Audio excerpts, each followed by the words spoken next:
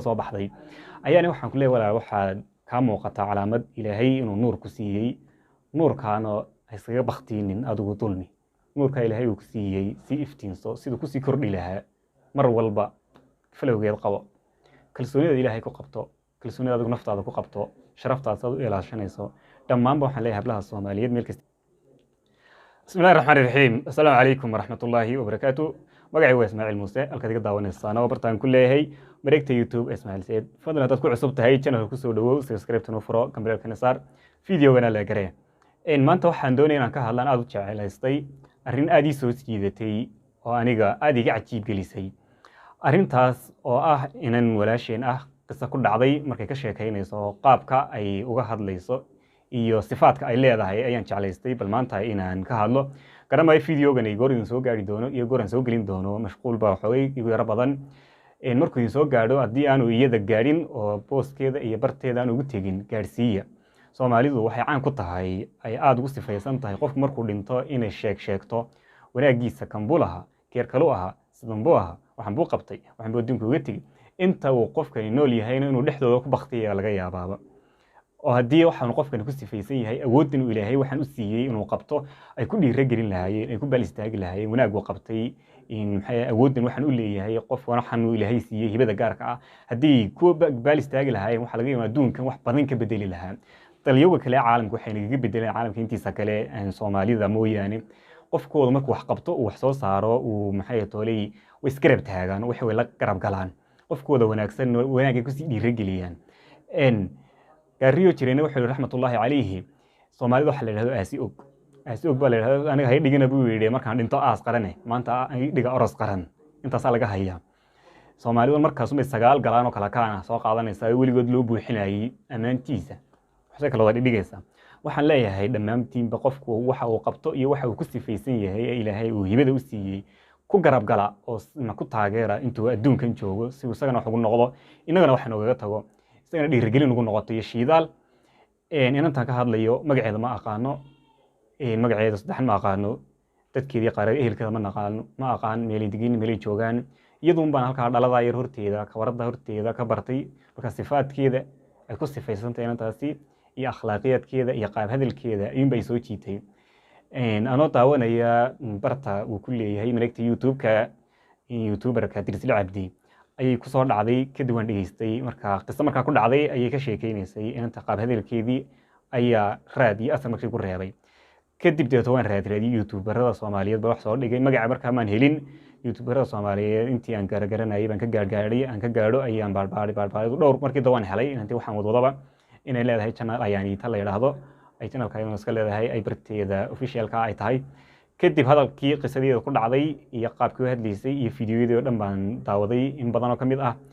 waxaan aad ula yaabay sifaadka inantaasi leedahay waxyaabaha u gaarka ee khaaska ilaahay hibada u siiyay marka saan jecelaystay in aan bal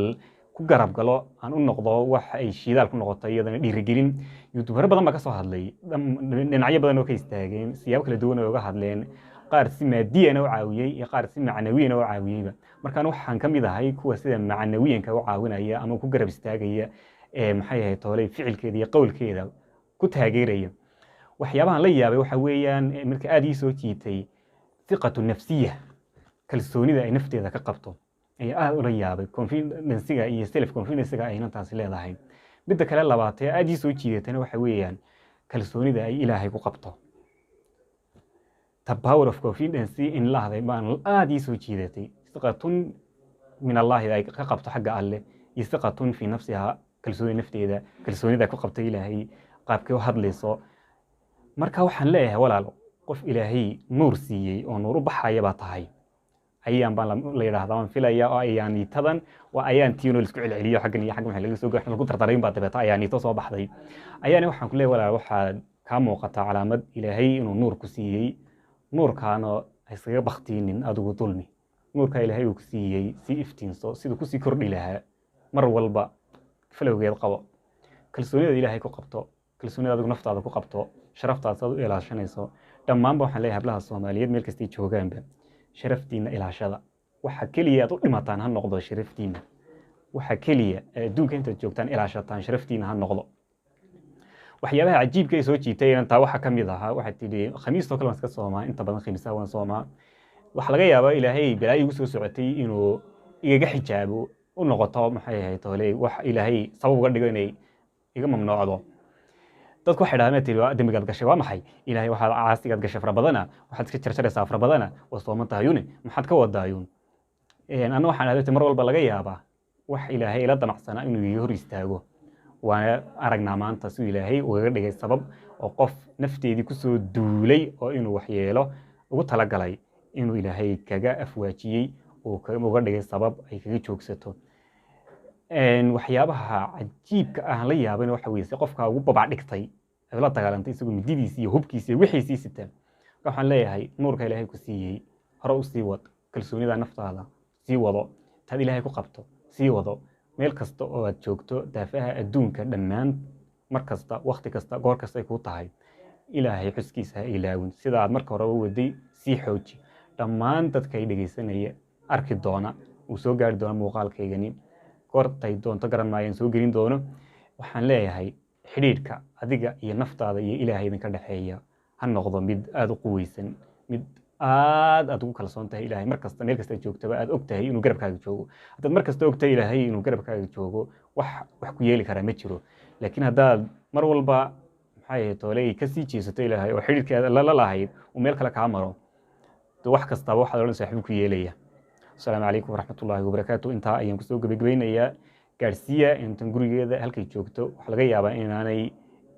sida iyadoo socoto ugu tagin officialkeeda ee cidii aragtay gaarsiya iyada iyo inta kale ee la midka ah waxaan leeyahay nuurka ilaahay idin siiyey iftiinsada oo iskaga baqtay